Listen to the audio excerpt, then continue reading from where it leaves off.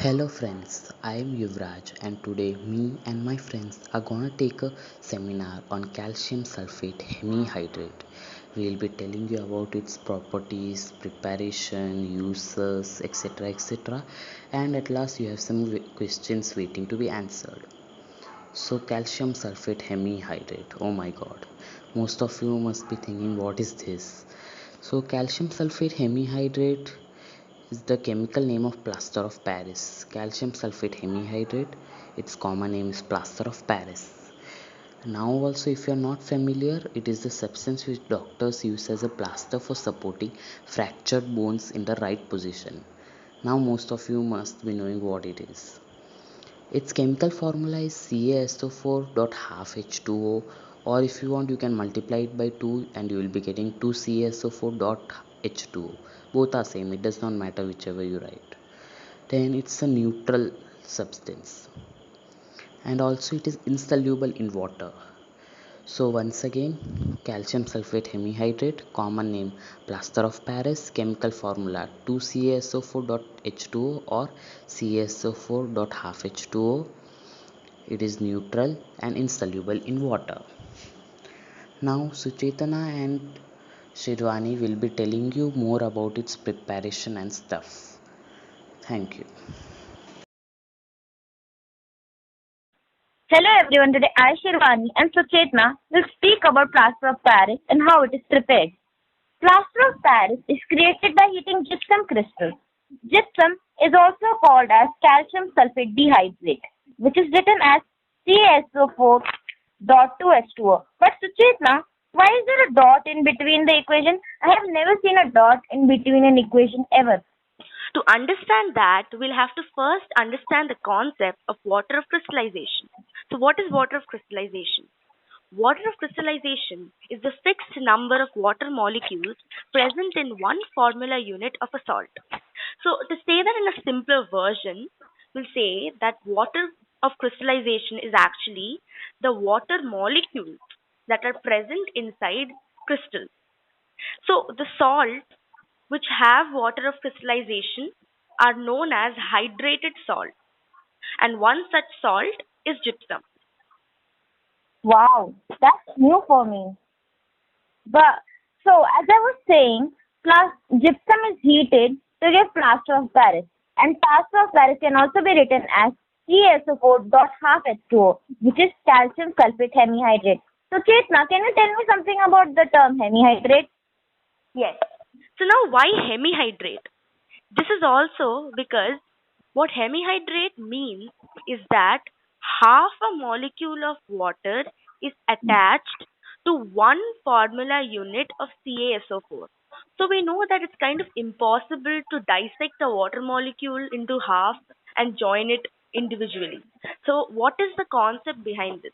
The thing is that one water molecule is shared by two formula units of calcium sulfate, is that CaSO4.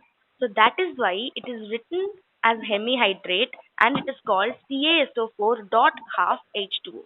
So if we had written like in other way 2 CaSO4, then it would have been just H2O and not half H2O. Wow, wow! I learned two new things today. Well, I hope that the concept is clear, and let's welcome Shivda with the properties of plaster of Paris. Namaste all.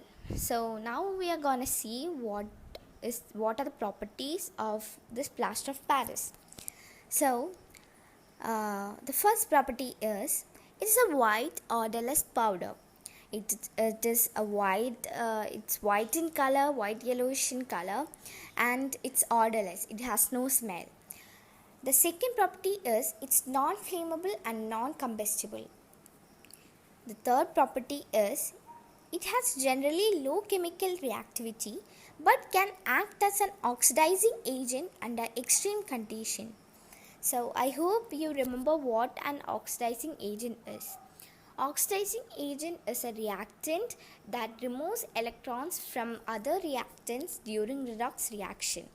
So It generally has low chemical reactivity, but at extreme conditions, it can also act as an oxidizing agent.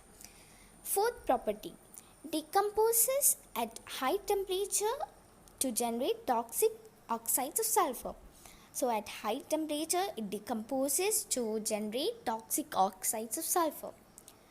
Fifth property, it reacts exothermically, but when it slowly comes in contact with the moisture in the air, crystals of gypsum are produced and set into a hard mass.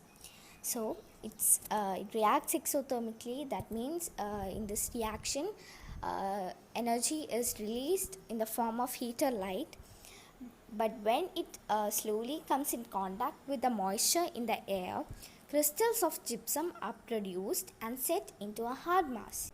So, I hope you got an idea about the properties of plaster of Paris.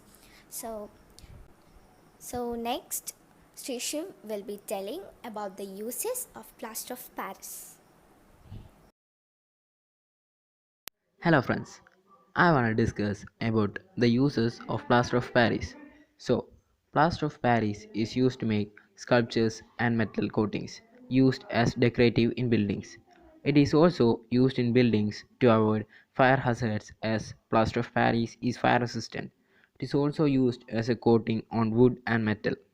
It is also used in surgery for setting broken or fractured bones, and it is also used to prepare for radiotherapy during production of individualized immobilization shells for patients.